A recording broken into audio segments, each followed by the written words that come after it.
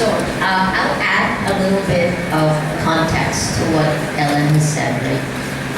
If you follow on Twitter, at Maria Ressa, I just tweeted a link to a story of when the last time the Philippine government actually used the charge inciting to sedition. And if you look at that, it was in 1947. This is a story by Lian Juan, who's our court reporter. And in 1951, the Supreme Court found this man, Oscar Espuelas. He had a photograph of himself hanging from a tree, and the note underneath it said, "Philippine government is infested with many Hitlers and Mussolinis." He was convicted, guilty of inciting to sedition. It's 7 decades later, and we now have a new charge of inciting to sedition. I guess let me put in context where these charges coming from the palace unsubstantiated. I mean, we use words like ridiculous, ludicrous, laughable. Let's not even call it the Matrix because it gives Matrix a bad name, diba? But what's the pattern? We have to look at patterns. And for the last 3 years, here's the pattern. It's exponential attacks on social media. So we're talking about government and its proxies. After these attacks on social media, it always comes hand in hand with the Manila Times, right? So it has a pseudo veneer because decades ago, Manila Times had a good reputation. And then once you have them connected, state media comes on top. And then on top of that, you have official government statements. What's interesting about this drawing is that it was first seeded and written by the chairman emeritus of the Manila Times, and the editor-in-chief of the Manila Times resigned, right? So you can already see things crumbling. But it's been echoed on social media. I use the term astroturfing.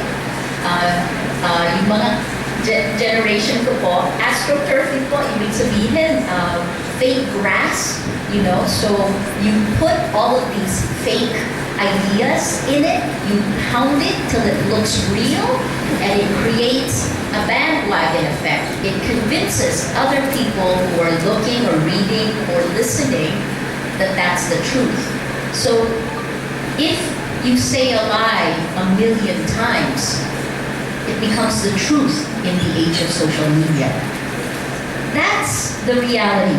And then what I want to just do is to show you, in Rappler, part of what makes us different is that we actually track networks on social media. So I actually want to show you a real social network analysis.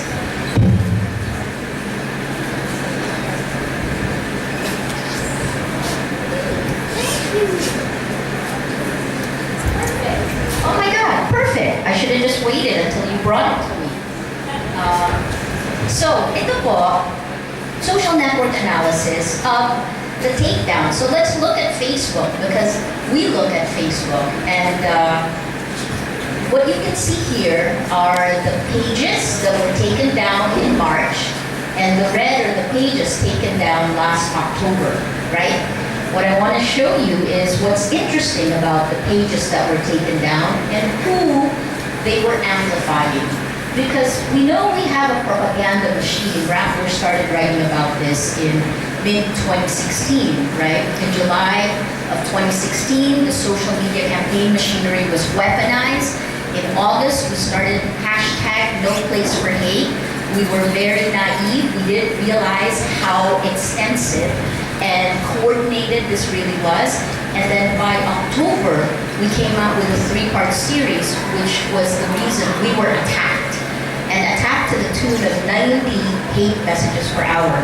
So what are you seeing here? Well, let me show you this account.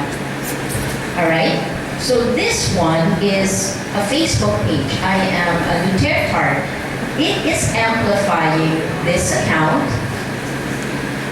let's go back. This account.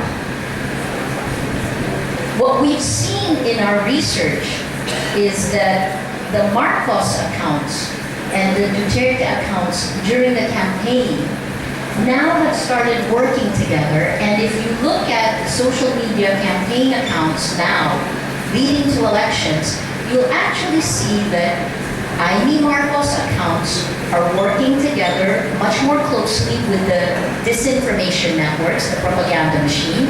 And the second account that's very close, again here, right?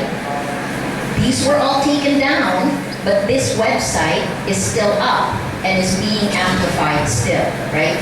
So the brown ones were taken down just last March.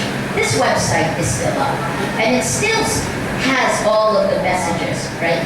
Now, what's interesting to me is that if you look, I'm going to show you here, the candidates themselves, these are the Bongo accounts.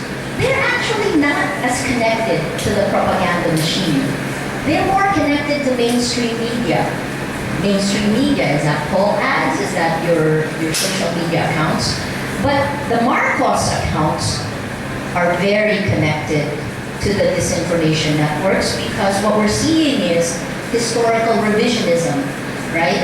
Slowly, if you look in the comment sections of Facebook posts, you'll actually see them saying, here's an example, oh, well, the martial law years, people tell us it was bad, but it was really good.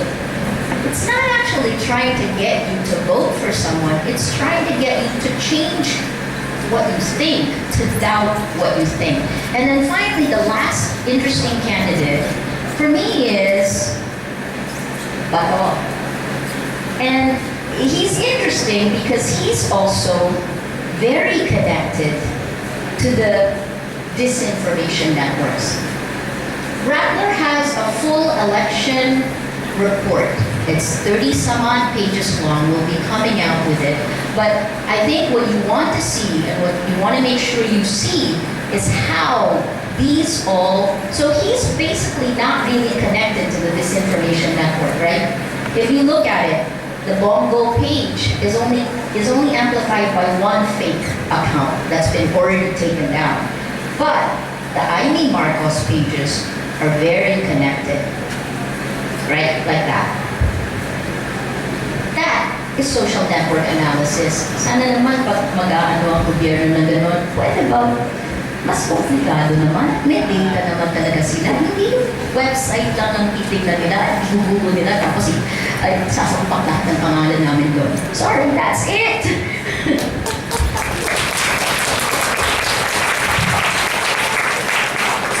Okay, thank you very much, Maria, for that very